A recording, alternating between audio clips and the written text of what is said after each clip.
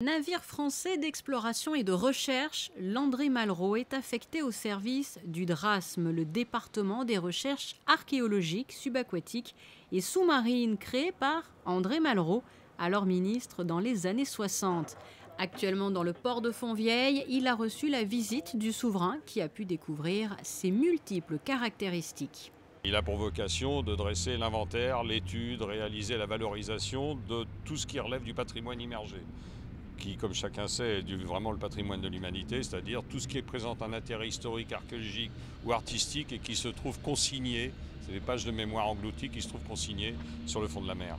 Et ce navire est doté des dernières technologies afin de procéder à des fouilles, de réaliser des recherches au sein d'épaves et d'en savoir plus sur nos abysses. Le DRASM gère l'ensemble du patrimoine sur l'intégralité des eaux sous juridiction française de l'Atlantique au Pacifique et de l'Indien à la Méditerranée, et dans la zone des 200 000. Alors évidemment, ça va de l'estran, du bord de plage jusqu'à des fonds très importants.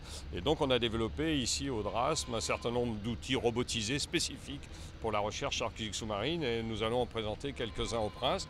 Des robots, l'un d'entre eux est un robot industriel que nous avons cannibalisé pour réaliser des tâches très spécifiques à nos métiers, et d'autres sont des prototypes purs que nous réalisons avec un laboratoire d'informatique, de robotique, de microélectronique de Montpellier, qui sont des machines vraiment très spécialisées qui ont vocation plus tard à être diffusées dans un public plus large. Basé à Marseille, l'André Malraux a donc quitté la cité phocéenne, mais pas les eaux de la Méditerranée.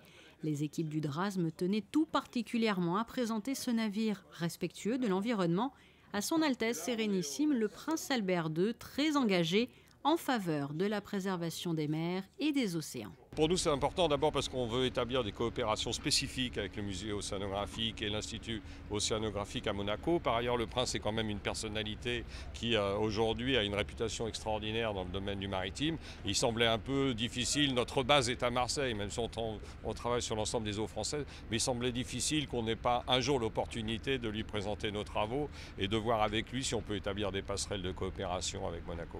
Et après cette étape en principauté, le navire voguera de nouveau sur les flots afin d'être un support de plongée humaine et robotisé en poursuivant un objectif, celui de contribuer à la recherche archéologique et scientifique.